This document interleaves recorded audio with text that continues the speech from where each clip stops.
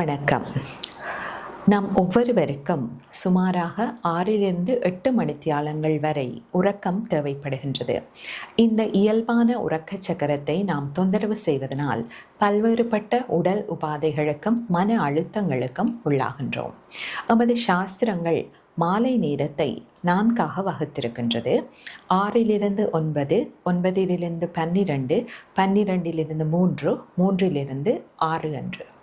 இந்த முதல் பகுதி 6 to 9 வரை நாம் இரவு உணவிலும் சாத்வீகமான பொழுதுபோக்கிலும் ஈடுபடலாம். சாத்வீகமான பொழுதுபோக்கு என்பது இயற்கையோடு நேரம் செலவிடுதல், இசையை கேட்டல், வாத்தியங்கள் வாசித்தல் போன்றவற்றை நாம் குறிப்பிடலாம். அடுத்த 2 பகுதிகள் 9 to 12, 12 to 3 இதுவரை நாம் உறக்கத்தில் ஈடுபடலாம்.